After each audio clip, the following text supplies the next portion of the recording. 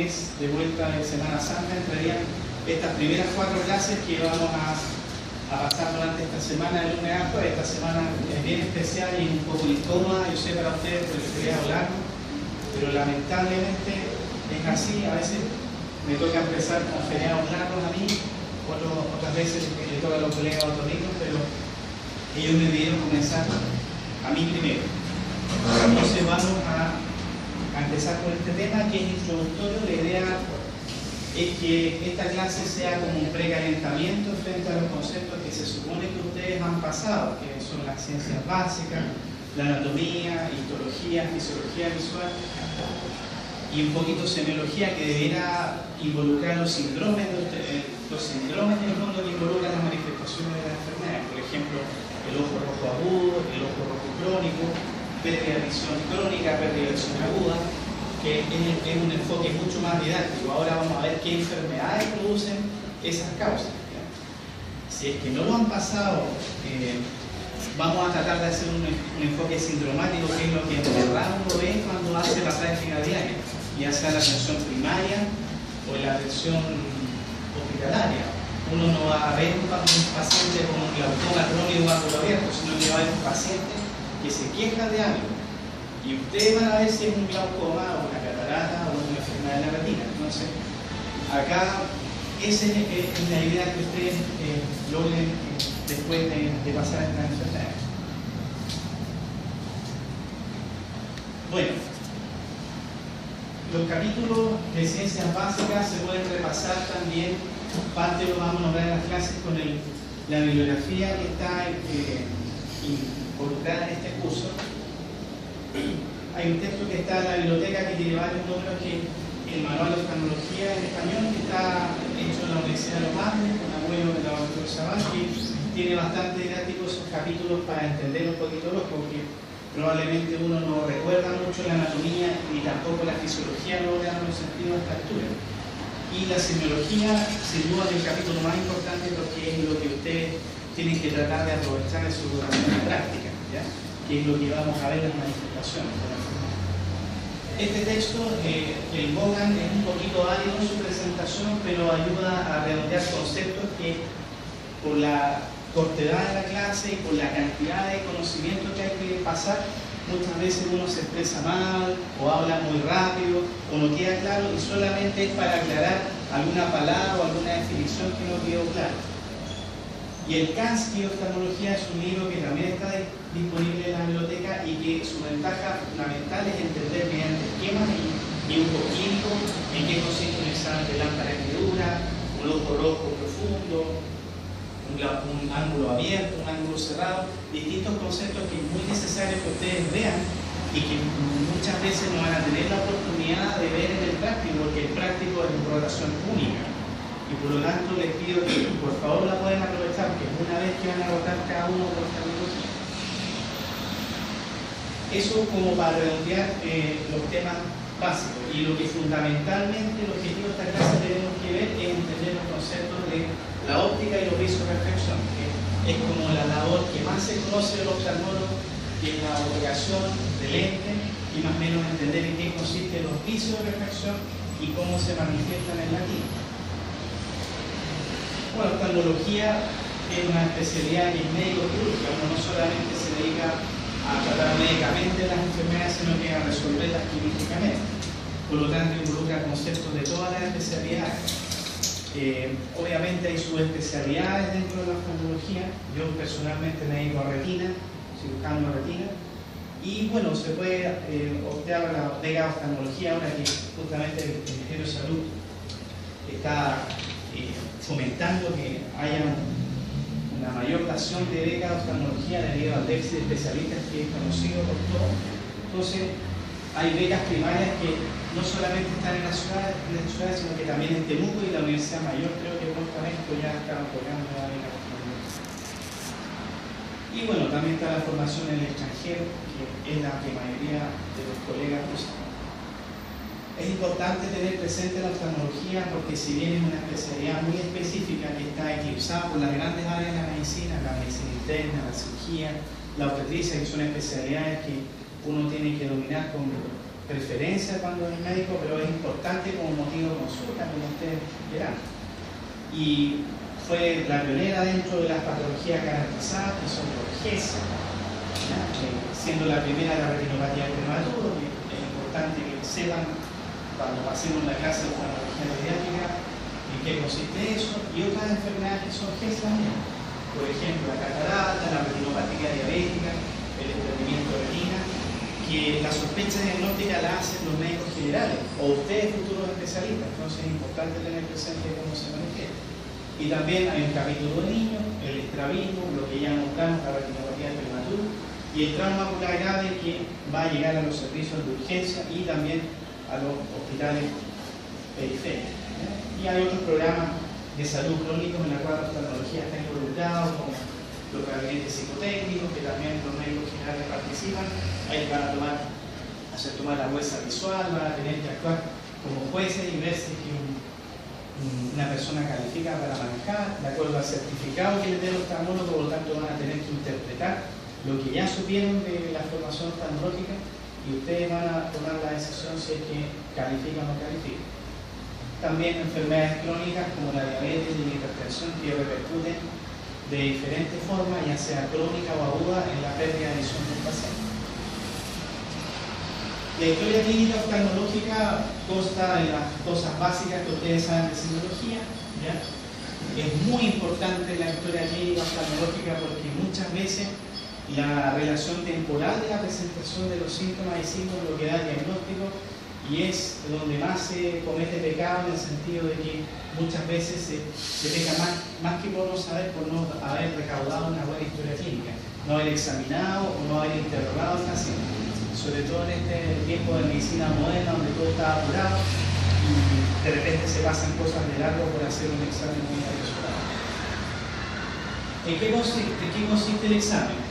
Primero, el aspecto general, vamos a ver si el paciente, por ejemplo, el paciente que tiene demencia, si más o menos marcha bien o tiene una visión limitada, si viene con bastón, cómo se conecta con el médico, si saluda o no saluda, y la fase va a orientar obviamente si un paciente que está deteriorado generalmente, vamos a entrar en detalle con ese tema, pero examen oftalmológico, después vamos a tomar la visión, la presión, en general la auxiliar paramédico es la que a veces toma la huesa visual, o el examen de refracción, que es una máquina que analiza el estadio refractivo del ojo, y después el médico oftalmólogo va a continuar el examen viendo la motilidad, el examen de la pupila y examinando la mitad anterior del ojo a través del biomicroscopio lámpara hendidura y el fondo de ojo que se llama exploración vitreoretinal. Entonces, con eso va a hacer la hipótesis diagnóstica y va a dar el tratamiento. Acá hay un examen oftalmológico que se puede hacer en locaciones tan lejos como, por ejemplo, la isla Robinson Crusoe, la diapositiva ya antigua, metodología de la isla Robinson Crusoe, hay una caja de lentes, examen de pupila, y estamos viendo qué visión tiene este paciente, en este caso de una visión cercana, no es de una visión de tablero, porque probablemente ese paciente tiene una visión menor a 0,05, entonces es importante ver si tiene visión por el tablero, un movimiento de mano, que ustedes van a ver cuando vean los pacientes que tienen muy baja visión. El fondo de ojo que se puede hacer con un oftalmoscopio directo, ¿ya? En condiciones adecuadas, con una sala oscura. A veces usamos tablas portátiles para tomar la huesa visual de lejos, ¿ya? Cuando un paciente necesita lentes, no necesariamente uno puede recurrir a la tecnología de los autorrefractores, también puede recurrir a teorías físicas, que es la teoría de la estereoscopía, que es lo que ahí se está utilizando, que se usa cuando uno tiene una máquina, un autorrefractómetro, y tampoco cuando, por ejemplo, un paciente colabora mal, por ejemplo, o un paciente que está encamado en una camilla. Para calcular la refracción tiene que estimular con una luz y ver el comportamiento de la sombra. La tomada de huesa visual, etc. Entonces, primero vamos a ver cómo ve el paciente y si esta pérdida de visión o esta visión normal está determinada por alguna anomalía refractiva de la retina. Entonces, ¿cómo se determina la refracción? La refracción es el comportamiento que tienen los rayos de luz que entran desde el infinito o desde el punto de mirada hasta que se enfocan en la retina. Y el cambio de dirección de estos haces de luces está determinado por el índice de refracción. El índice de refracción es un índice físico que determina cuánto se desplaza el haz luminoso al atravesar medios de distinta densidad, por así decirlo. Es distinto el índice de refracción del aire, distinto de refracción del agua y distinto del sólido. Y eso determina una mayor o menor desplazamiento. También el ángulo de incidencia, cuando un rayo de luz incide en una superficie que es plana o incide oblicuamente, de acuerdo al índice de refracción, la dirección que va a salir de ese rayo va a ser distinta o no.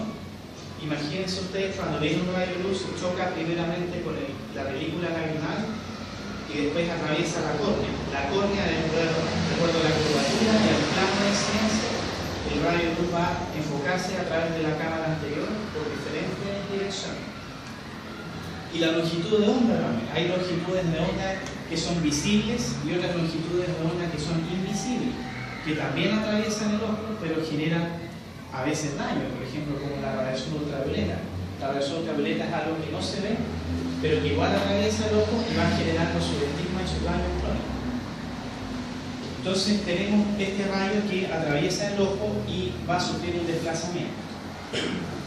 Viendo estos principios físicos, al ser humano se le ocurrió la idea de generar distintos planos que anteponían al ojo.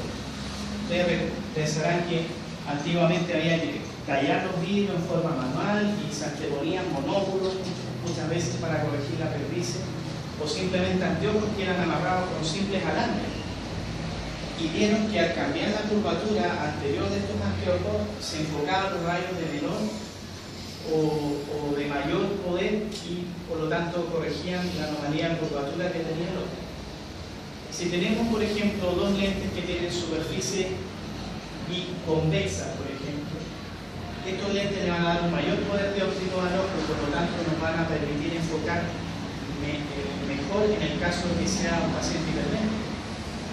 O, por ejemplo, un paciente que es miope, que se le antemueve un lente que sea bicóncavo, le va a quitar en el fondo el exceso de curvatura del ojo y va a permitir enfocar en el plano retinal adecuadamente.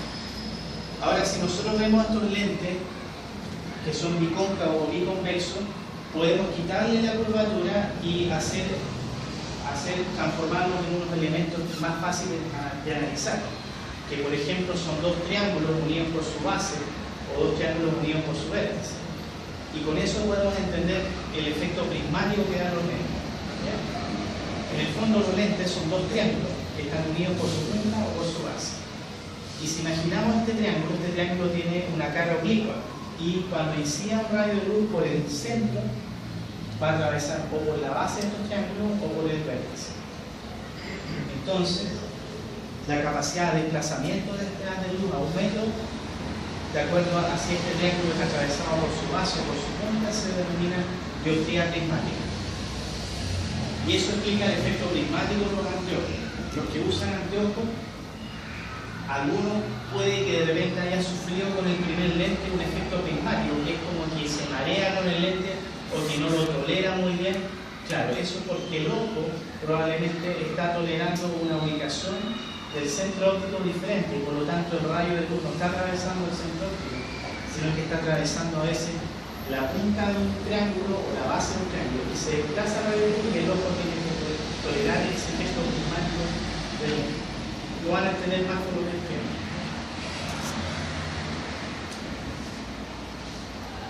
Ahora, entendiendo este efecto de desplazamiento de los rayos de luz, entendiendo que los lentes son una suma de dos prismas unidos por su vértice o su base, ahora entenderemos que la potencia de un anteojo o de un lente de contacto se mide en dioptrías.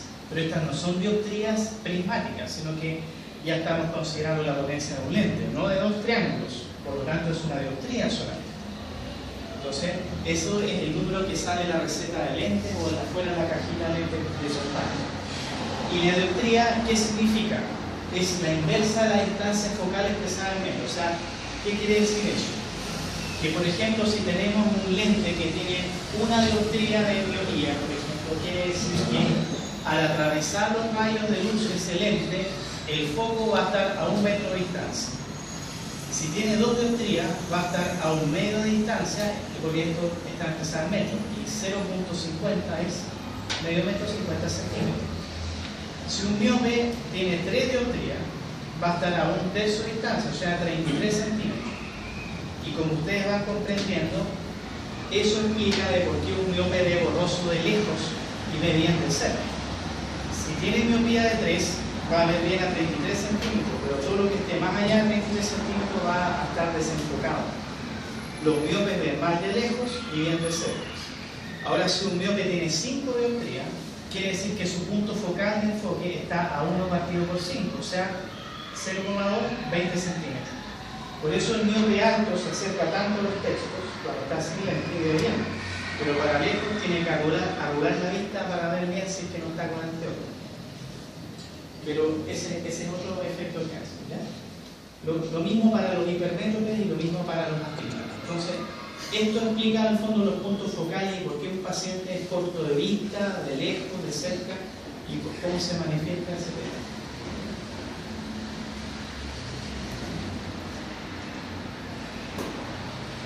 Acá voy a nombrar el astigmatismo. El astigmatismo es una situación particular. En el astigmatismo, u ojo astígmata, existe una anomalía de curvatura.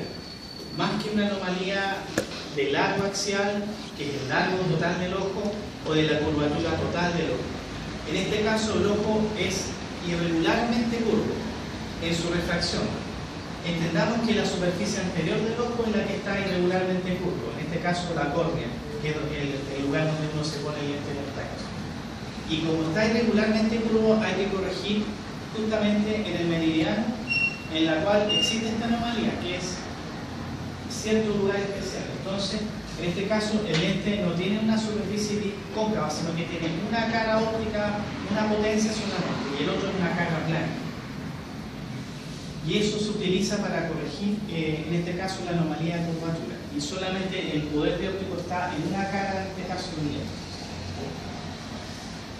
Aquí vamos a repasar lo que acabamos de ver. La dioptría es la unidad de medida de un lente. ¿Y qué expresa?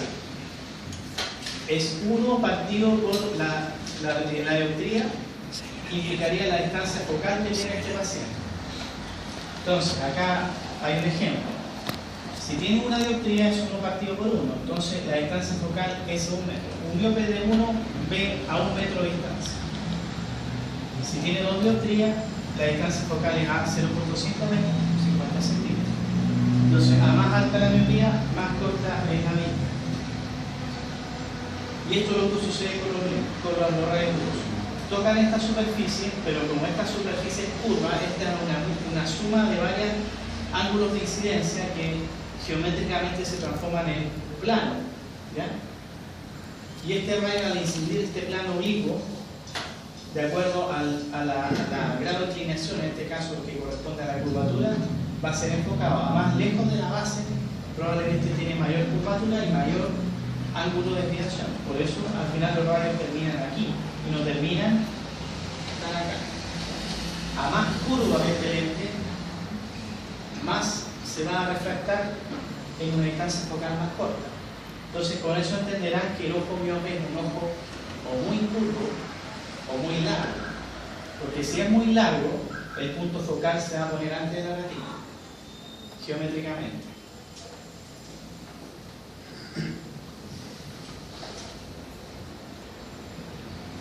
También, en general, en los elementos ópticos, ya sean los telescopios, los microscopios o los mismos anteojos, en las lupas de mano, por ejemplo, de uso de escritorio, está señalado el tema esférico o asférico.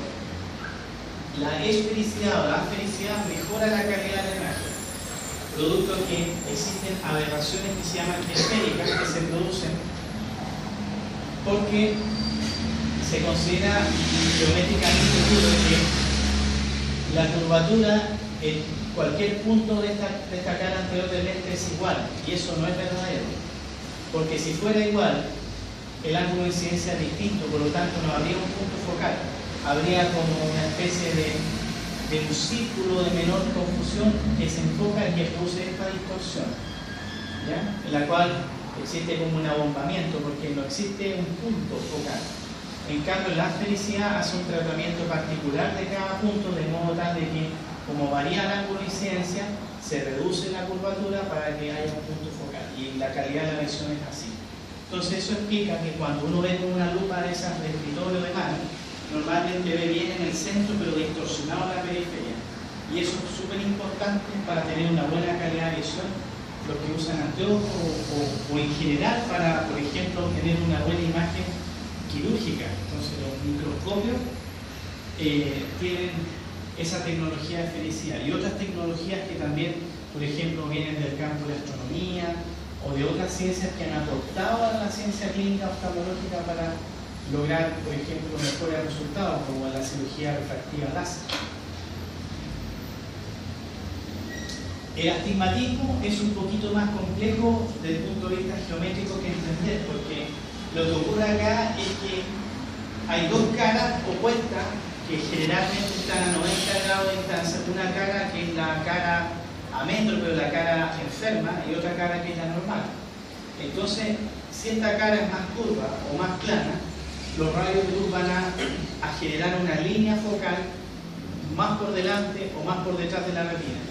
¿Y qué es lo que utiliza el paciente? De acuerdo a lo que está viendo, ya sea en el infinito o en una distancia cercana, va a elegir en el fondo entre la línea focal de una curvatura contra la línea focal de la otra. Y eventualmente, cuando está utilizando esa acomodación contra la línea focal, eso a veces se queda con el promedio de eso, que se llama ópticamente dicto de no confusión.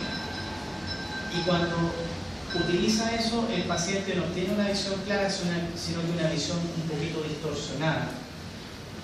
Y el uso de esta acomodación, buscando el mejor foco entre las líneas focales, hace que este paciente se le canse mucho la vista también, o que tienda a arrugar la vista, y eso es lo que genera los síntomas del astigmatismo, ¿ya? Que puede ser cuando es bajo una confusión, o cuando es muy alto una pérdida de la fuerza visual, o sea, el paciente no ve, se queja de que no ve.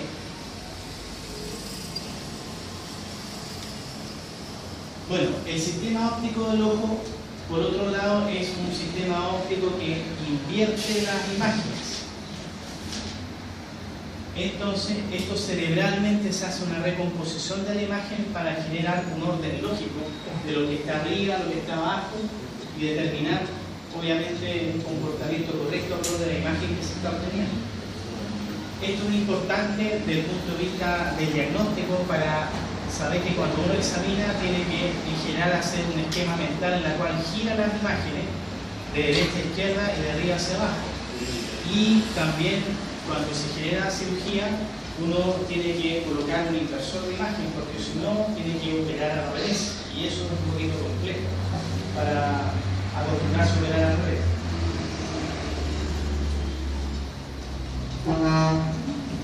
Bueno, el sistema óptico del ojo, ya lo hemos nombrado, está compuesto fundamentalmente por el lente principal, que es la córnea, el lente secundario, que es el cristalino, el diafragma pupilar, que es un esfínter que permite una mayor o menor entrada de luz y que genera un movimiento sincrónico, o sea, al mismo tiempo que se contrae el músculo ciliar y al mismo tiempo que se contrae el músculo recto medio, que forma parte del sistema de acomodación del ojo.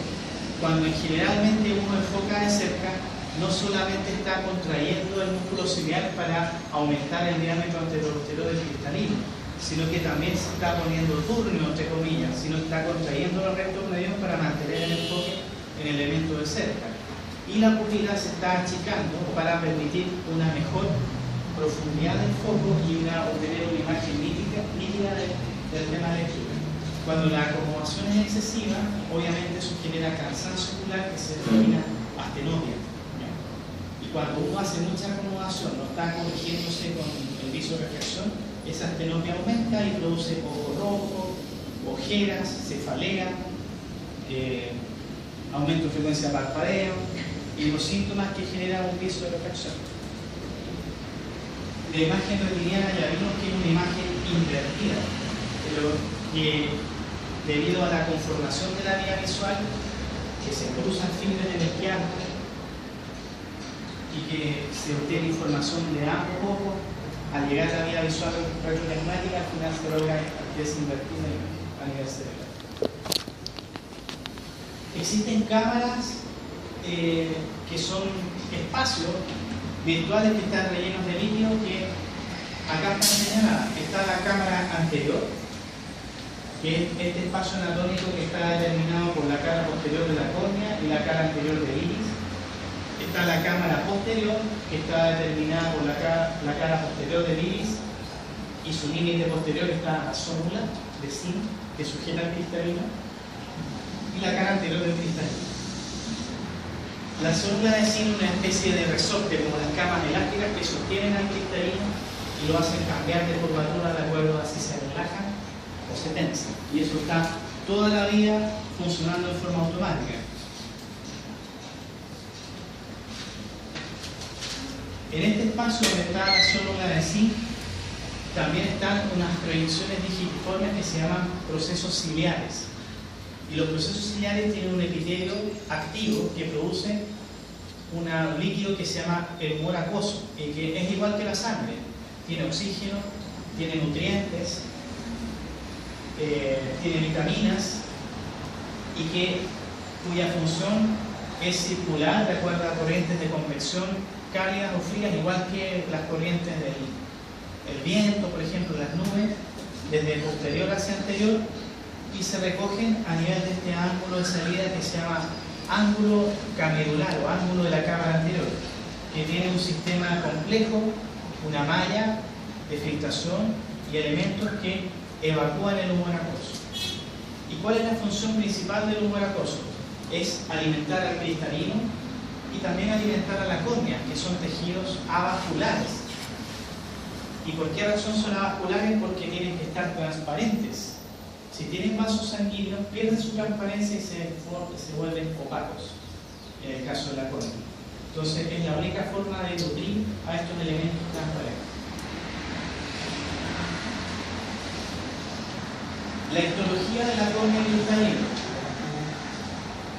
La córnea aproximadamente mide 500 micrones, o sea, medio milímetro de grosor, y fundamentalmente está dado su grosor por el estroma corneal, que está formado por laminillas colágenas muy ordenadas, junto con algunas células que se llaman los queratocitos.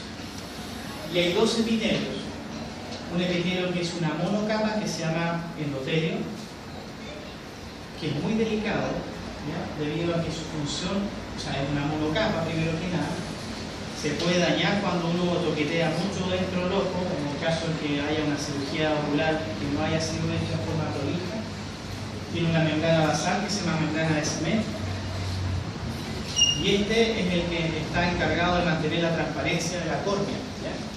En general, bueno, los cirujanos de córnea, cuando hacen, por ejemplo, un recambio de la membrana de cemento o el endotelio corneal en una patología de córnea, claro, sacan esta membrana de cemento por detrás y pegan otra nueva de donante córnea. Y esta simple monocapa mejora todo lo que está ahí arriba. Y lo que nosotros tocamos cuando nos ponemos en este contacto es el epitelio de la córnea, que tiene aproximadamente 50 micrones. Y este epitelio es multicapa. Tiene una membrana basal, que es la membrana basal del epitelio, y una membrana de transición entre el estroma y la membrana basal, que se llama membrana de Bauer. Cada una de estas capas aloja distintas enfermedades de la córnea. Por otra parte, el cristalino también tiene un origen celular, si bien es fundamentalmente una estructura que está hecha de proteínas que están ordenadas de modo tal que permiten el paso de los rayos de luz. Tiene un epitelio en la cápsula anterior o cara anterior del cristalino, que es el epitelio que uno saca cuando opera la catarata. Con una pinza se saca esto y el contenido opaco se vacía. Eso lo vamos a ver en la clase de pasado mañana. Y tiene una cápsula posterior, que es lo que limita con el vítreo o cuerpo vítreo que está hacia atrás.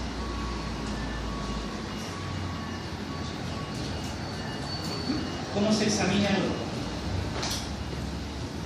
Van a ver en el policlínico, en los prácticos, que nosotros tomamos la agudeza visual, que es la capacidad de discriminar un punto de respecto a otro, separado por una distancia cada vez más pequeña. Eso se puede hacer con letras, con figuras, con patrones, por ejemplo, para analfabetos o iletrados, con números, con diferentes, y hay diferentes tablas para hacer eso. Hay tablas que son la tradicional, que es la Snellen, que está en los consultorios, en el hospital departamental, que se dio en el servicio del hospital regional, y que permiten establecer cuál es el nivel de visión. Cuando queremos saber, por ejemplo, cuál es el estado refractivo del paciente, si el paciente tiene problemas de lentes o no, hacemos los tres siguientes.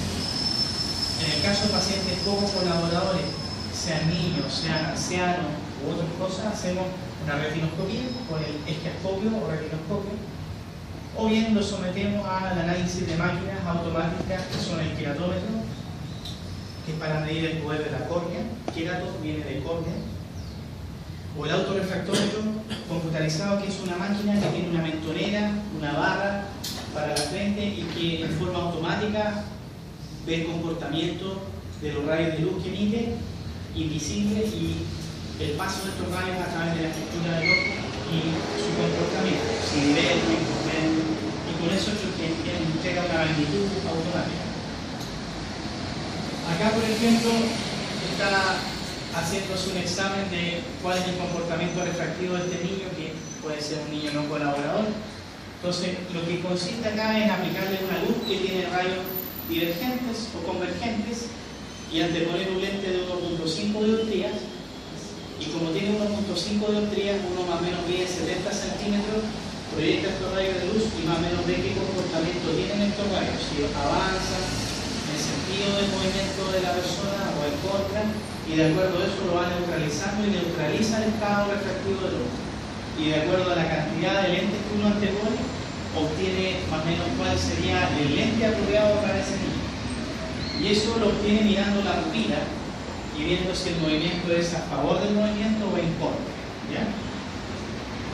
Entonces, después de que neutralizamos eso, restamos 1.5 dioptrías, que es la distancia del trabajo, y obtenemos el estado refractivo.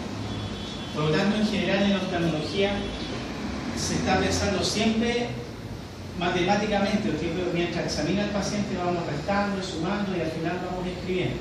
En general, el análisis refractivo implica siempre estar transformando fórmulas. Lo mismo con el autorrefractómetro. El autorrefractómetro a veces expresa el comportamiento refractivo en una fórmula positiva y negativa, y hay que estar sumando magnitudes, invirtiendo 90 gramos, entonces a veces puede haber un sesgo o error justamente cuando sucede eso.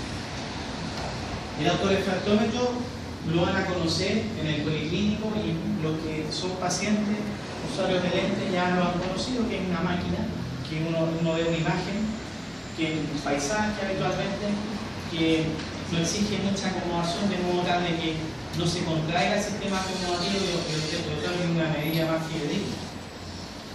Tiene un bastón de comando central, una pantalla ahí LED de 14 pulgadas, una chica ahí blanco y negro para ver si el ojo está centrado o bien ver qué es lo que está sucediendo, y una impresora. El queratómetro, este es un queratómetro manual que antes estaba disponible en el servicio, que también ve más o menos dónde está el eje más curvo y dónde está el eje más plano del ojo, y va viendo cuántas dioptrías de poder tiene ese eje. Ahí, por ejemplo, va viendo 43, 42 dioptrías, y más o menos poderes de magnitud lineal. Acá tenemos algunos ejemplos de un ojo adulto normal y que representa las dioptrías de poder óptico que tiene cada elemento. Ya dijimos que la córnea es el lente principal del ojo, y ese lente tiene 48 dioptrías positivas de poder de óptico. Eso quiere decir que al atravesar la córnea los rayos después convergen hacia un punto. Pero ¿qué sucede? Cuando salen los rayos de la córnea, pasan de un medio sólido, que es la córnea, a un medio líquido, que es el humor acuoso de la cámara anterior. Y como salen de un medio de índice de refracción mayor a uno menor, los rayos tienden a diverger, vuelven a abrirse. ¿Y qué pasa ahí? El cristalino vuelve a tomar estos rayos, pero hace converger otra vez. Y al converger otra vez se forma lo que se llama el punto nodal posterior. Y ese punto nodal posterior es el que se enfoca al final finalmente la retina como una imagen. Y de acuerdo al largo del ojo, en este caso el ojo de metro de adulto mide 22 a 24 milímetros de largo. Si es un ojo miope, será más largo que eso, puede ser 28, 30 milímetros. O si es un ojo hipermétrope, que no hemos hablado mucho de eso, o sea, un ojo más corto, más plano, medirá menos que eso, 21 o 20 milímetros de largo. Es un ojo chico. Y por lo tanto, como es un ojo chico, los rayos de luz van a pasar de largo, se van a proyectar por detrás. Y ese paciente no va a tener ni foco de cerca, ni foco de lejos. Porque por más que la acomodación se contrae, no logra traer el plano de imagen al plano retinal. Y entenderán que el hipermétrope ve más de lejos y ve más de cerca. Depende de la edad también, porque si es un niño, por ejemplo, y tiene una magnitud pequeña de hipermetropía, como tiene gran amplitud de acomodación, los reenfoca y caen en el plano retinal. Por eso la manifestación clínica de hipermetropía es variable, dependiendo de la edad del paciente y de la magnitud del viso de refracción. Si alguien de ustedes, por ejemplo, es hipermétrope de 5 o 6 dioptrías, no es bien. Porque a la edad de ustedes la amplitud de acomodación es de tal magnitud y no es capaz de contrarrestar esa magnitud de hipermetropía. O si un paciente es hipermétrope de 3 dioptrías y tiene 50 años, va a ver más de lejos y de cerca. Laticusalmente de lejos y de cerca. Entonces, ojo corto es un ojo hipermétrope. Un ojo largo es un ojo miope. Los rayos de luz caen por delante del plano retinal. En el ojo corto caen por detrás del plano retinal.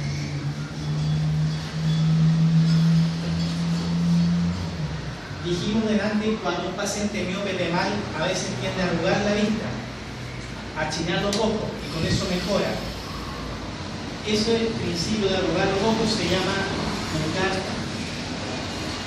la entrada de los rayos centrales, y se puede objetivar a través de un círculo en la cual hacemos un orificio de 1 o 2 milímetros centrales, donde ponemos al ojo y el paciente va a ver mejor. Si frente a la colocación de un agujero estereométrico, que es este círculo que tiene este orificio central, el paciente mejora, sin necesariamente colocar un cristal, quiere decir que el paciente tiene un viso de refracción, una miopía, un astigmatismo o una hipermetropía inclusive. Si no mejora, quiere decir que la causa de mala visión probablemente no es un viso de refracción, sino que una causa orgánica, por ejemplo, una enfermedad de la retina, una catarata u otra enfermedad. Por lo tanto, el agujero estereométrico sirve para diferenciar si una patología ocular que causa mala visión es por viso de refracción o es por otra causa. Si es por viso de refracción, le vamos a anteponer cristales para, después de haber hecho esta medición con el retinoscopio, el autorrefractómetro, etc., y vamos a ver subjetivamente si el paciente ve mejor, y eso se llama prueba subjetiva. O a través de un mecanismo más automatizado que se llama foróptero, que tiene la combinación de lentes puesto en una especie de caja rígida y que va rotando de acuerdo a la respuesta que uno va obteniendo del paciente. Si el paciente no le podemos hacer esta prueba porque es un niño muy pequeño, por ejemplo, que no sabe hablar, o es un paciente con demencia, etc., a veces recurrimos a colocarle gotas que bloqueen la acomodación para permitir un cálculo más exacto y no hacer pruebas subjetivas. Y al colocar gotas que bloquean la acomodación, eso se llama cicloplegia, cicloplegia farmacológica. Aquí vamos a ver las gotas que se utilizan para provocar cicloplegia. Estas son las monturas de prueba. Acá hay una montura que tiene un mango para que el paciente lo sostenga y uno le pone una especie de agujero terapéutico que es como un salero, ¿ya? Y el paciente ve a través de esos hillos y si ve mejor, el paciente ve más por lente. Y si ve más por lente, le ponemos una montura de prueba en la cual tiene una especie de muescas donde vamos colocando los cristales esféricos, cilíndricos y hasta que el paciente vea bien. Y esto tiene un mecanismo para ajustar la distancia con las orejas, la distancia entre los ojos y adaptarse a cada cabeza. Este es un fotóptero, que es un mecanismo que tiene unos rotadores y que va mediante giros de perillas cambiando los cristales por delante de los ojos del paciente, y es útil, por ejemplo, cuando pacientes tienen microtia o no se les puede poner un anteojo, etcétera, o tienen conjuntivitis, por ejemplo, y uno quiere hacer una prueba para evitar el contagio interpaciente. A veces uno puede utilizar un método de no contacto para el paciente. La cicloplegia. Existen 3 drogas en Chile también que se utilizan para hacer cicloplegia. Hay una gota que se produce una cicloplegia muy débil, que es la tropicamida, que es la gota que fundamentalmente la aplicamos al paciente para hacer fondo de ojo con la pupila dilatada, porque su efecto es pasajero, es solamente de horas. El ciclomentolato, que es el ciclogil, esta gota la usamos más frecuentemente para hacer cicloplegia cuando un paciente es candidato a operarse de cirugía refractiva, por ejemplo, un adulto mayor de 18 años, o un niño que necesitamos calcular un lente y no nos colabora para el examen, para bloquear el mecanismo de acomodación, porque el mecanismo de acomodación cambia la magnitud, la medida del viso reflexión. Y por último, la atropina, que es el bloqueador más potente. Lo usamos para casos muy específicos, por ejemplo, para niños que tienen estrabismo acomodativo, como dice ahí, endotropia refractiva, o para ciertos casos, por ejemplo, pacientes que necesitan tener la pupila bloqueada o el mecanismo de acomodación bloqueado, pacientes, por ejemplo, con uveitis crónica, que es la inflamación del ojo, o pacientes operados de cirugía retina, que tenemos que examinarle todas las semanas la retina para ver cómo está. En estos casos indicamos atropina. La atropina tiene varias desventajas. Tiene efectos sistémicos, por ejemplo, la atropina, aunque sea una gota oftálmica, parte de la gota es absorbida por la mucosa y puede producir en un niño, por ejemplo, sudoración, taquicardia, síntomas anticolinérgicos. Y también la duración de la atropina. Cuando uno se echa una gota de atropina o le aplica la gota de atropina al paciente, su duración puede durar hasta 2 semanas, con solamente una gota. Por lo tanto, a este paciente lo invalidamos para sus actividades en la vida diaria, porque queda la pupila dilatada y el músculo sería bloqueado, entonces no puede ver de cerca. Y tampoco lejos si es que es hipermedia. Por lo tanto, es para uso mucho más restringido de atropina. Por estas 3 gotas se usan para hacer cicloplegia de los pacientes que necesitamos bloquear la acomodación, bloquear el músculo ciliar y bloquear el músculo esfínter del índice. Acá vamos a ver una receta de lente que algunos de ustedes habrán visto. La receta de lente tiene varios numeritos, ¿ya? Por ejemplo, en lugar de las esferas, tiene ubicada la magnitud del viso de refracción esférica, por ejemplo, la miopía o la hipermetropía. Donde dice cilindro está el lente cilíndrico, o sea, que corrige la porción de astigmatismo. Y el eje es donde está ubicado este lente cilíndrico. Entonces, el óptico construye este lente de acuerdo a la receta y a la distancia interpupilar. Esto es muy importante para que el centro óptico, sobre todo en los lentes que son astigmáticos, quede justo en el centro de la pupila, porque si no el paciente va a tener un efecto prismático con los lentes. Y ahí el paciente se va a sentir mal, con el anteojo va a sentir que no le acomoda, que le duele la cabeza, porque ve borroso. Por otro lado, los lentes de contacto tienen una información parecida. Tiene en la letra D la dioptría de poder del lente de contacto. Tiene el diámetro, 14 milímetros, que es un diámetro que supera la córnea, la fecha de vencimiento, porque esto viene en un líquido estéril, y la curva base, que es más o menos el diámetro de esta lentilla, que es bicóncava. Acá la forma, ¿no? Viene con una marca también para ver si está bien puesto. Y obviamente tiene la protección ultravioleta, porque el anteojo y el lente de contacto tienen que tener esta protección, si no, esta radiación se acumula en el ojo y produce daños que vamos a ver más adelante.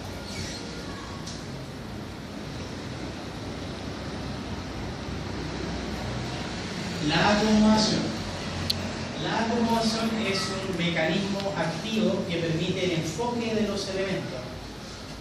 El ojo con sus lentes, sus cámaras y su largo tiene un estado refractivo especial, pero a veces necesitamos cambiar el punto focal. Queremos mirar desde el infinito, mirar el texto de lectura. Entonces para eso tenemos que cambiar el foco.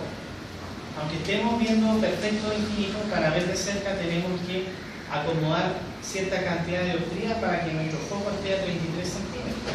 Si queremos ver a 40 centímetros o a 50 centímetros, vamos a tener que acomodar 2 dioptrías. Y eso es lo que cambia el cristalino cuando nosotros le mandamos la señal al músculo ciliar de que enfoque 2 dioptrías. Y eso se logra contrayendo el músculo ciliar. Esto ocurre en forma simultánea con la contracción o dilatación de la pupila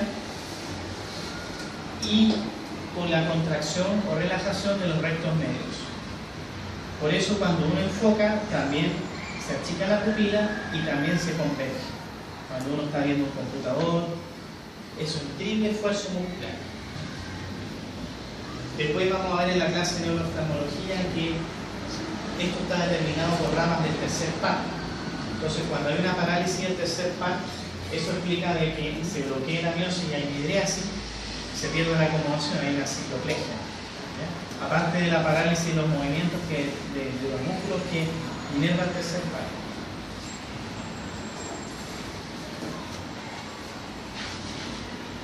La contracción del músculo ciliar relaja la zónula y permite que el cristalino se abombe. Al relajar la zónula, el cristalino vuelve a tomar su forma original y aumenta su diámetro anteroposterior. Por lo tanto, al aumentar su diámetro, aumenta el ángulo de incidencia de los rayos de luz y aumenta su poder convergente.